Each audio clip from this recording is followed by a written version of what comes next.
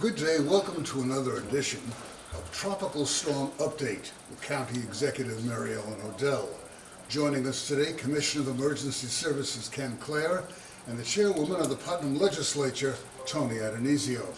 Mary Ellen, since we last talked, things are starting to improve. Yesterday was a rough day, but I think it was productive in the end. We had the state reps here, and Public Service Commission was here, and we were on the phone with Carl Taylor, the CEO of NYSEG, kind of ironing out some of the bumps that we've been experiencing. And this morning we got the crews that we were promised that we'd have. We got 20 crews up and deployed and out on their way. So today should be a big day. Well, the utility company is promising that by the end of the day Friday, 60 to 70% of the total customers will have their power restored. By tomorrow, 80%, Sunday, 90%, and Monday, 95%. But I guess for those people who are still out, these are just numbers. I think the number is 17,000 as of this morning. 16. I think it was about 7 a.m. when we reconvened. It was about 17,000. And remember, that's going to go up and down because they're shutting off circuits to get, certain things done. And but we are moving. I'm feeling much better today than I did yesterday. And of course, double ice distribution day today in Putnam County. The NYSEG has a number of locations. You want to read those down for our viewers? Oh, without my Without your glasses? My glasses. goodness. Okay, so Brewster Village Town Hall, Town of Carmel, the Michael Geary roller rink parking lot, Knights of Columbus here, which is a comfort station, I should mention also, if anyone needs to cool off or charge up. Knights of Columbus is in our emergency management plan. We thank them. The Kent PD, I know Chairwoman Adonisio was up there this morning Yes. distributing dry ice and water. Patterson Town Hall, Scotty's Liquors in Patterson. Now that's a good comfort station, right? They're a terrific family, the Kearneys. And Putt Valley Firehouse, and Southeast Town Hall. And again, if you need the ice or the water, go to these locations. Do not go anywhere else. These locations will have the material, and you'll be able to pick it up for you and your family. Right, and dry ice I think we mentioned, dry ice is tough to get because of COVID. Yeah. CO2 is in high demand and low supply. So what we're getting is That's it. kind of precious cargo right now. Well, Commissioner Clare, yesterday we talked about carbon monoxide and all kinds of other events and activities and things, how to stay safe during this whole crisis. Cutting trees. Trees are down now. Yes. There was an incident in Brewster where a tree fell on top of some poor man who was Yes. trying to cut it down. What advice do you have out there for people who are in the process, want to clean up their yard? So my advice would be, if you're not used to doing this type of work, you should look into hiring someone to complete this work. Everyone's anxious to get out and do something. They want to get out and clean up their yards or go out and about, and people get very careless. If you've never used a chainsaw, now's not the time to learn how to use one with, 20-foot trees, 30-foot trees on houses. We have people cutting trees, getting injured that have never experienced using this type of equipment before, wood chippers including. So, we've seen an increase in EMS calls, people getting injured, heart attacks, just overstretched, people elderly trying to take care of things. And, we say reach out to a neighbor, hire somebody to complete this work. Don't overdo it. Don't overdo it, especially in this weather. And of course, during times like this, people get distracted. Very tragic incident happened in Mayapack. A little boy fell into a swimming pool. But again, you have to always be cautious and always look around the house, make sure everything's in order. Right, right. And, and we have to take into account we're still dealing with the COVID crisis. People are still cramped up, and they want to get out and do things such as cleaning up their driveway and their roads, their houses, etc. One of the things we want to stress is that, if you are on generator power, we want to remind you to check your smoke detectors, make sure you have a battery backup on them. People don't understand that if they have electric smoke detectors, they're hooking up the generators, and not everything is hooked up in their house to a generator. And CO detectors also. CO detectors, again, After yesterday's discussion, another 7 CO calls yesterday added to our list, Wow. all with positive feedback.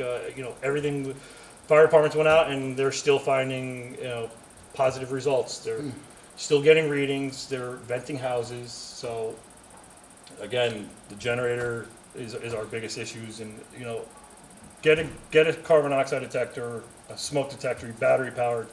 It's always good to have these in your house anyway, in case the power doesn't go out. People forget that the power goes out, we still need a backup plan. You need the plan, where the battery smoke detector would be there. Tony, the commissioner's talking about the COVID, of course, and people are still needy. Yes. And the food distribution, we understand, is continuing. Yes, well, I had the opportunity to work with Martha Elder from Second Chance Foods, and have been providing meals since March, actually. So they come and pick it up in town, in the center of town, of course from the Carmel Diner. And I have a list of people. Every week we've been about 25 families, I would say. So every week it changes a little bit. And this past Wednesday, due to the storm, I still had people coming and that were in need. And there are a lot of non-perishable items in there, and she makes some different types of salads also. So I've been very fortunate to be able to help these people throughout the COVID-19. So with the storm, yesterday I was able to help United Way. I went and met Faith Ann Butcher, and then I delivered to each home in the town of Kent. She had a need for people to receive food. So volunteerism is alive and well in Putnam Oh, County, yes. even despite the storm. Yes, it is. That's the backbone of Putnam County. True. We do need volunteers. Our first responders, clearly, as we noted yesterday, the fire department's still going out on calls, so they're still active in keeping everybody up and going. And then the volunteers who are serving our community that we can't forget during the storm. Right. The COVID's here, and it's put an increasing amount of pressure on our families and our seniors. So Yes. what these folks are doing is really, it's Yeah, tremendous. and you talk about seniors, and I know you talk just about helping each other, be good and help each other. And that's one thing we need to talk about is the seniors population. We received several calls yesterday. Trees across our driveway. Can someone come help me cut these? A storm like this could wipe out a senior citizen, as we know. Tree companies, how much they would cost to come clean up a property. So we're always looking for volunteers to assist in that too. You also want to give a shout out to the National Guard. Absolutely. Oh, yeah. They Yes. were out delivering Absolutely. water. We have some photographs which we're showing our viewers right now at the Hillcrest Center here at the Carmel-Kent line. They were in Patterson helping to clean up the mess there. And these dedicated men and women, they're amazing people.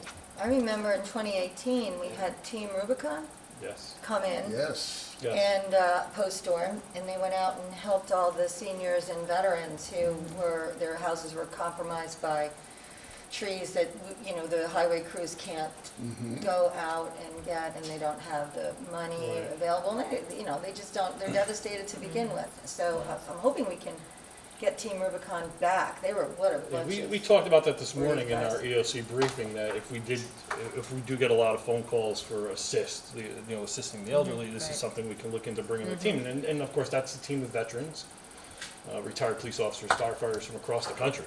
that One of could- our own dispatchers became involved with Yes, Heather Fox is one of our Team Rubicon volunteers. Yeah, and they're they have great, tremendous they have great asset. mission. In a time like this, it really helps us because we aren't allowed on people's property as county employees or even town employees. And, even the National Guard is not permitted onto residential properties. People understand that. Why aren't you going to come cut the trees? But Team Rubicon, made up of volunteers, that is something we could use them for, to help, to assist our senior citizens. And you're right, They did a great job. 2018 was amazing. They did Yeah. amazing work. Right. And they're national. Yeah. They hop around Yeah. from They do a lot disaster of to missions. disaster. Almost like a A lot of Red missions. Cross for tree removal. Yeah. So what advice do you have for the weekend upcoming now? Telling people to just relax, enjoy, and cleaning up, do it with moderation. I think so. And continue to follow New York Alert for any updates and the Putnam County website. And, as we've always said, look out for each other. Try to have a little bit of patience. I know we're all on our last nerve, between the COVID and the storm, but, just check in on each other. And we'll be back Monday. Sounds like a plan. Okay. Thank Ken, you, your Tony. advice Thank for the you. weekend? Stay away from power lines. You know, I'm always the safety guy, so Bless you. you got to watch your wires. Oh, yeah. A lot of people think that the wires are dead. They may not be. Don't without make sure you call your professional electric lighting company or cable company. We have to assume it's a live wire.